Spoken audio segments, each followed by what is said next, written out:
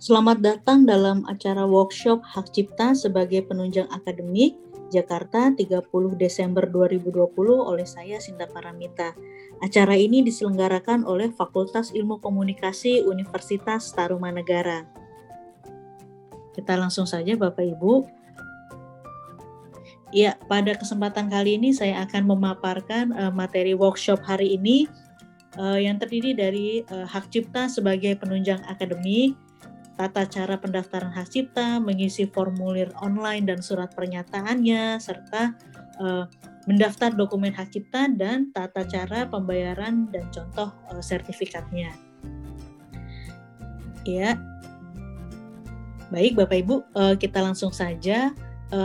Definisi hak cipta ini saya kutip dari halaman websitenya Dirjen HKI, bahwa hak cipta merupakan salah satu bagian dari kekayaan intelektual yang memiliki ruang lingkup objek dilindungi paling luas karena mencakup ilmu pengetahuan, seni, dan sastra atau art and literary yang di dalamnya mencakup pula program komputer. Di halaman websitenya juga tertulis bahwa perlindungan hak cipta itu seumur hidup pencipta plus 70 tahun. Dan apa saja yang bisa didaftarkan hak cipta, di sini saya ambil 5 poin saja karena ada beberapa contoh. Yang pertama adalah buku, program komputer, pamflet, layout, karya tulis yang diterbitkan, dan semua hasil karya tulis lainnya. Kemudian ada ceramah, kuliah, pidato, dan ciptaan lain yang sejenis itu. Yang ketiga ada juga alat peraga yang dibuat untuk kepentingan pendidikan dan ilmu pengetahuan. Yang keempat ada juga lagu atau musik dengan atau tanpa teks, serta hasil fotografi, terjemahan, tafsir, safduran, bunga rampai, dan karya lain dari hasil kegiatan keilmuan seperti itu Bapak Ibu. Kalau di dalam prodi ilmu komunikasi biasanya yang kita daftarkan hak cipta adalah hasil penelitian, kuesioner, model penelitian, buku ajar, atau laporan magang. Ada juga beberapa terkait poster penelitian, itu juga bisa didaftarkan hak cipta. Nah, hak cipta ini penting sekali Ibu Bapak dalam beberapa kegiatan. Yang pertama adalah akreditasi. Di dalam akreditasi, di sini saya catat di tabel 3.b.7, luaran penelitian atau PKM lainnya berupa HKI itu diminta datanya. Kemudian pada tabel 8.f.4 itu luaran penelitian yang dihasilkan mahasiswa berupa HKI. Jadi ini juga bisa diminta datanya. Kemudian pemeringkatan ini juga penting untuk pemeringkatan universitas, performa dosen, performa mahasiswa, serta reputasi institusi. Nah, berarti hak cipta ini sebenarnya sangat penting sekali Ibu Bapak untuk pengakuan dari pihak eksternal kepada prodi ilmu komunikasi. Kemudian ini adalah tata cara mendaftar hak cipta. Jadi Bapak Ibu yang belum memiliki akun hak cipta, boleh nanti kita daftar dulu. Nanti setelah presentasi ini kita akan tutorial cara membuat akun, kemudian cara mendaftarkan hak cipta seperti apa melalui websitenya. Sekarang saya akan paparkan dulu presentasinya. Bagi Bapak Ibu yang sudah memiliki akun boleh dilihat, tapi bagi Ibu Bapak yang belum memiliki akun boleh dilihat ini ya tata caranya. Pertama kita klik istriphakkcipta.dgip.go.id. Nah, di situ nanti kita akan masuk di halaman gambar yang seperti kanan ini. Nah, di sini nanti kita bisa create account bagi Ibu Bapak yang belum memiliki akun. Nah, pada saat create account pastikan Bapak Ibu ini emailnya itu adalah email yang benar, email yang bisa digunakan sehari-hari karena notifikasi dari Dirjen HKI akan disampaikan ke email tersebut. Notifikasi itu berupa verifikasi bahwa email ini bisa digunakan untuk mendaftar hak cipta seperti itu Bapak Ibu. Kemudian setelah verifikasi kita akan mendaftar seperti itu Bapak Ibu ya. Oke, ini adalah formulir berupa permohonan pencatatan ciptaan secara elektronik. Setelah kita mendaftar akun, kemudian kita bisa mendaftar permohonannya seperti apa. Ini sudah diberikan note-note penting Ibu Bapak. Jadi kita bisa lihat jenis permohonannya, biasanya kita pilih pilihan umum kedua. Kemudian jenis ciptaannya berupa karya tulis, kemudian subjudulnya seperti apa, judul yang didaftarkan seperti apa, deskripsi singkatnya seperti apa. Nah, nanti dijelaskan. Di kanan atas ini ada sesuai KTP, nanti ditulis saja Bapak Ibu nama dan alamatnya. Kemudian yang di kiri bawah itu ada pendaftaran sendiri atau melalui kuasa hukum. Biasanya kita menggunakan pendaftaran itu sendiri, jadi kita kliknya no. Nah, di bawahnya ini ada data penciptaan, ada data pemegang hak cipta. Nah, di sana itu ditulis saja sesuai anggota yang didaftarkan. Nah, yang di kanan bawah itu sudah kita mulai upload bentuk yang mau didaftarkan, KTP, dan juga surat pernyataan. Nah, sebelum mendaftar ini Bapak Ibu nanti akan muncul download surat pernyataan. Kalau surat pernyataan sudah di-download akan tampil seperti ini. Surat pernyataan ini akan saya besarkan dulu. Surat pernyataan di situ ada nama, kewarganegaraan, alamat, berupa apa, dan judulnya apa. Contohnya ada di kiri ini. Namanya ada 3 orang atau lebih, boleh 1, boleh 2, boleh 3, atau boleh banyak Bapak Ibu, tergantung ciptaan itu dikerjakan oleh berapa orang. Kemudian kewarganegaraan ini adalah kewarganegaraan orang pertama. Kalau kewarganegaraan Indonesia biasanya kita tulis Indonesia. Kemudian alamat harus sesuai dengan KTP. Kalau tidak sesuai dengan KTP nanti tidak bisa didaftarkan. Berupa apa? Berupa karya tulis, berjudul apa? Berjudulnya adalah sesuai dengan judul yang Bapak Ibu mau daftarkan. Nah, berupa apa di sini penting sekali Bapak Ibu. Kalau sebelumnya kita tulis di sini adalah karya tulis, di sini berupa karya tulis, maka di surat pernyataannya harus karya tulis. Kalau di judul sini berupa buku, maka di surat pernyataannya harus berupa buku. Harus sesuai Bapak Ibu. Kalau tidak sesuai nanti akan dikembalikan datanya dengan catatan belum lengkap. Setelah itu di kanan atas ini, kebetulan ini ada 3 orang, maka 3-3-nya harus tanda tangan di atas materai seperti itu sebagai penciptanya. Nah, ini ada catatan, nama harus sesuai KTP, alamat hanya pemohon pertama berupa karya tulis, judulnya harus disesuaikan. Kemudian yang kelima, semua pemegang hak cipta harus tanda tangan di atas materai. Nah, berikut ini adalah contohnya Ibu Bapak, data yang didaftarkan hak cipta. Jadi bisa berupa apapun. Kalau ini adalah kuesioner. Ini saya gedein dulu, judulnya harus sesuai dengan di surat pernyataan dan oleh siapanya juga harus sesuai dengan di surat pernyataan, tidak boleh berbeda. Kalau berbeda nanti datanya akan dikembalikan begitu Bapak Ibu. Jadi kalau sudah sampai proses itu tinggal submit.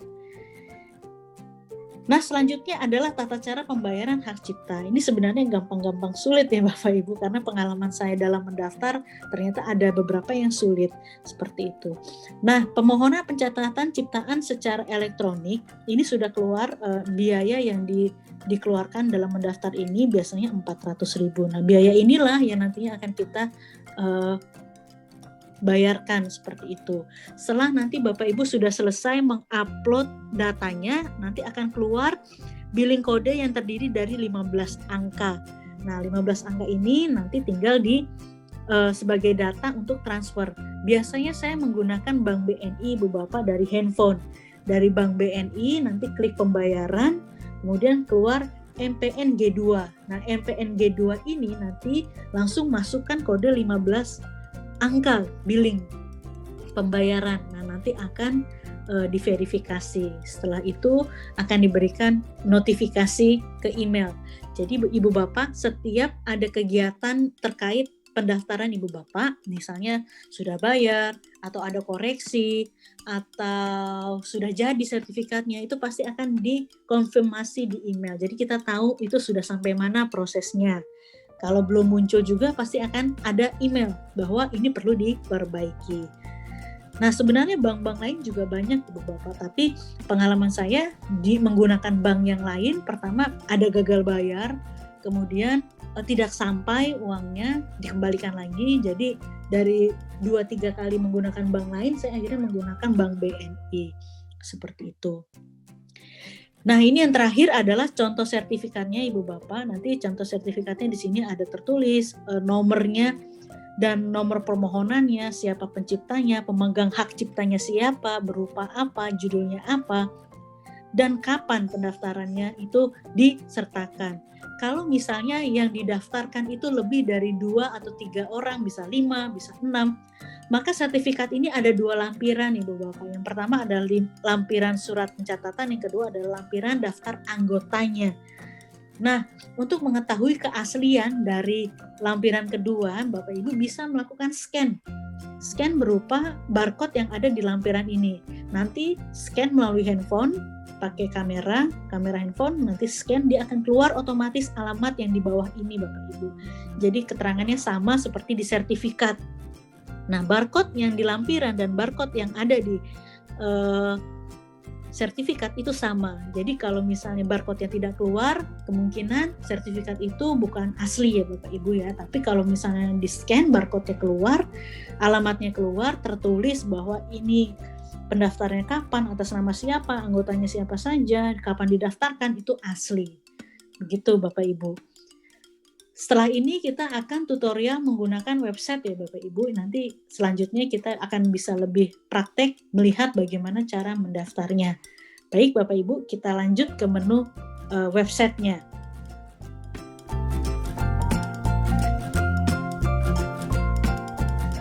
Ya Bapak Ibu, kita lanjut saja. Ini adalah websitenya Hak Cipta Ibu Bapak. Jadi tadi di presentasi pertama untuk masuk ke sini kita klik i-hakcipta.dgip.go.id. Nanti akan muncul seperti ini. Bagi Bapak Ibu yang belum memiliki akun, kita coba di sini. Di sini ada create account. Kita klik create account-nya, ya akan keluar data seperti ini Bapak Ibu. Di sini tuliskan email yang sesuai Bapak Ibu. Jadi jangan sampai emailnya salah ketik atau salah huruf, nanti tidak sampai notifikasinya. Kemudian kata sandi, ada password dan confirm password. Kemudian nama lengkap, nomor KTP, di sini tanggal lahir tinggal diklik saja, nanti akan keluar, tinggal diklik tahun berapa, kemudian bulan apa, tinggal diklik saja di menu-menu di kanan ini. Kemudian alamatnya juga sesuai KTP, kota juga sesuai KTP, kode pos juga sesuai. Kode pos ini bisa dilihat di Google, Ibu Bapak kalau misalnya alamatnya apa, kita klik aja, nanti akan keluar kode pos. Ini bagi Ibu Bapak yang lupa kode posnya. Kemudian provinsinya kita bisa klik di kanan ini, ada banyak, pilih saja kita provinsi apa sesuai dengan KTP. Kemudian kewarganegaraannya kita klik saja kewarganegaraannya apa saja, biasanya sih Indonesia. Kemudian jenis pemohon, di sini kita biasanya lembaga pendidikan Ibu Bapak, kita tinggal klik lembaga pendidikan seperti itu. Kemudian jenis kelamin kita tinggal pilih, kemudian nomor telepon. Terakhir adalah kode CAPTA, di sini membuktikan bahwa yang mendaftar bukan robot seperti itu. Setelah mendaftar, Ibu Bapak tinggal klik daftar. Nah, pada saat klik daftar ini mungkin bisa cepat, bisa lama akan mendapatkan notifikasi bahwa email yang tersebut sudah diverifikasi dan bisa digunakan. Mungkin bisa 1 hari atau 2 hari atau bisa lebih cepat seperti itu Bapak Ibu. Nah, bagi Bapak Ibu yang sudah memiliki, kita tinggal login saja. Kita kembali lagi ke yang pertama ini. Nah, kemudian kita tinggal login. Kebetulan saya sudah punya akunnya, jadi tinggal login di sini. Ya Bapak Ibu, setelah kita sudah login, maka tampilan depannya akan bentuknya seperti ini. Selamat datang pada sistem informasi Hak Cipta Kekayaan Intelektual. Di kanan atas itu sudah ada, di kanan atas ini kalau saya besarkan sudah ada nama Ibu Bapak ya. Kalau kita sudah daftar sesuai KTP, maka namanya akan tertulis. Dan di sana ada 2 klik. Yang pertama adalah Hak Cipta, kemudian Pasca Hak Cipta. Baik, selanjutnya kita akan coba mendaftar hak cipta. Kita klik dulu hak cipta di sini. Klik permohonan baru. Pada saat permohonan baru akan muncul 2 data, yaitu adalah data surat pernyataan seperti yang sudah dijelaskan pada presentasi yang pertama, kemudian adalah surat pengalihan hak cipta. Nah, di sini bisa di-download dua-duanya. Biasanya surat pengalihan hak cipta ini dituliskan kepada misalnya Fakultas Ilmu Komunikasi Universitas Tarumanegara, seperti itu. Bisa dua-duanya. Atau surat pernyataannya satu saja juga Bisa. Kemudian kalau sudah di-download, kita sudah mulai bisa isi. Kemudian jenis ciptaannya. Nah, jenis ciptaan ini akan sesuai dengan surat pernyataan Ibu Bapak. Kalau kita lihat jenis pernyataannya, di sini ada karya tulis, karya seni, komposisi musik, karya audiovisual, fotografi, karya drama, karya rekam, dan lain-lain. Biasanya kita menggunakan karya tulis di sini. Nah, maka akan keluar di kanan ini adalah biaya yang dikeluarkan untuk pendaftar hak cipta ini. Seperti itu Bapak Ibu. Dari sini kita klik judul kita bisa klik, kemudian uraian singkatnya ini tentang apa. Kemudian tanggal pertama kali diumumkan ini kita bisa klik di sini, misalnya di bulan apa, tahun berapa, tinggal dituliskan.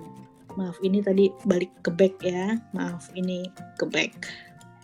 Ya, seperti itu. Kemudian negara pertama kali diumumkan di Indonesia atau di mana, tergantung Ibu Bapak punya karya. Kemudian kota pertama kali diumumkan bisa di Jakarta, di mana, sesuai dengan yang pernah dilakukan.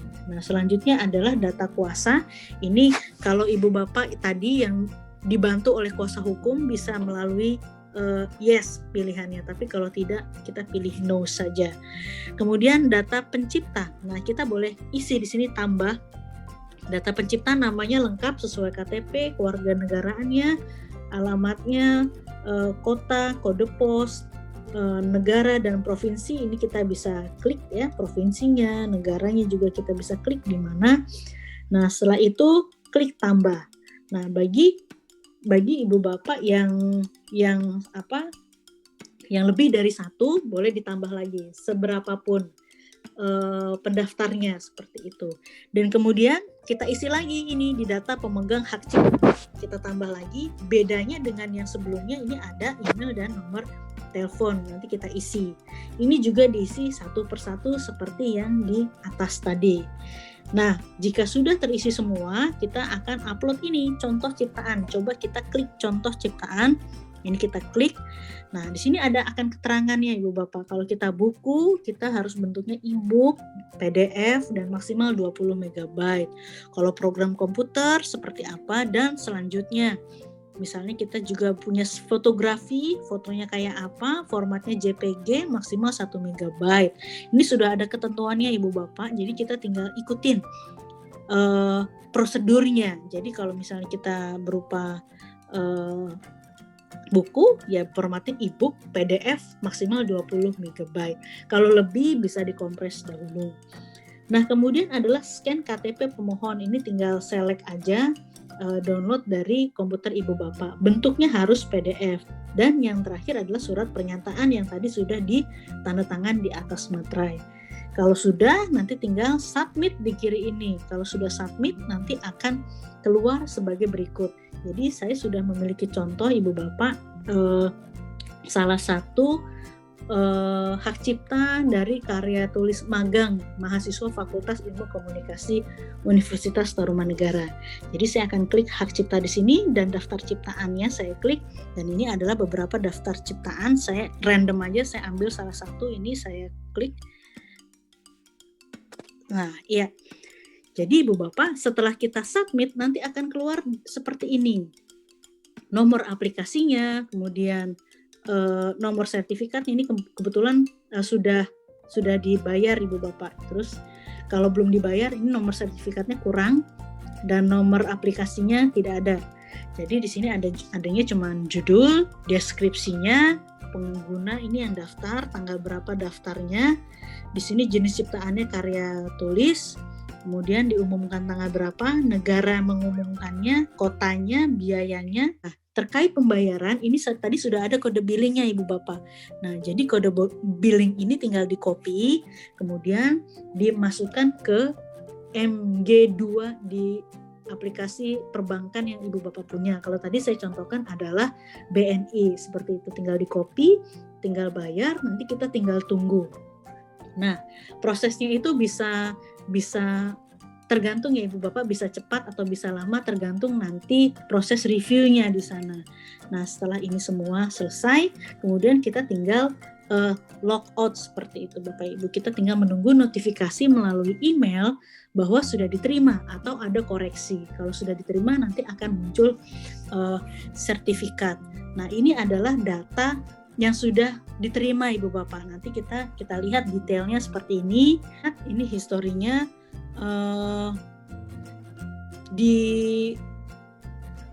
Nah, ini ada catatan di sini, kita bisa lihat Ibu Bapak di sini oleh Niputu Noving Paramita Pandi. Jadi orang inilah yang akan mereview. Di sini dikasih catatan, berarti waktu itu ini belum bisa di approve. Di sini ada catatannya agar mengunggah ulang contoh ciptaan dikarenakan tidak terbaca, agar perbaikan diunggah ulang melalui tombol action. Nah, jadi nanti kalau misalnya belum dapat sertifikat pasti ada notifikasi. Kenapa kurang gitu? Kenapa tidak bisa mendapatkan sertifikat? Karena ada yang datanya kurang atau tidak terbaca seperti ini. Nah, kemudian ini tanggal 11 notifikasinya dan di tanggal 21 kita kirim lagi dan sudah approve Bapak Ibu. Kita kembali lagi ke sini, berarti sudah dapat sertifikat. Coba kita lihat sertifikatnya. Kita klik sertifikat. Berikut ini adalah contoh surat hak cipta Ibu Bapak. Kita bisa lihat di sini sudah mulai kelihatan namanya, kemudian pemegang hak ciptanya, jenis ciptaannya, judul ciptaannya, dan masa berlakunya seperti itu. Dan di sini ada lembar kedua Ibu Bapak. Di lembar kedua ini ada daftar nama-nama mahasiswa Fakultas Ilmu Komunikasi yang kita daftarkan. Dan di bawah ini ada barcode. Barcode ini kalau kita scan menggunakan handphone kamera akan muncul data-data seperti ini Bapak Ibu. Namun data-data singkat. Nomornya berapa, penciptanya siapa, jenis ciptaannya apa, judulnya apa, dan lain-lain. Barcode di lampiran ini sama dengan barcode di sertifikat. Jadi menunjukkan bahwa ini adalah asli Ibu Bapak. Kalau barcode-nya tidak bisa menunjukkan alamat yang sesuai berarti tidak asli. Tapi kalau barcode ini sesuai dengan data-data yang ada di sertifikat, maka itu bisa disebut asli. Ya, seperti itu Ibu Bapak tutorial untuk mendaftarkan hak cipta. Jika ada yang ingin ditanyakan, Ibu Bapak bisa email ke sintak@vkomuntar.ac.id atau bisa melalui komen YouTube ini. Job hari ini semoga dapat bermanfaat untuk Ibu Bapak semua. Terima kasih, selamat siang.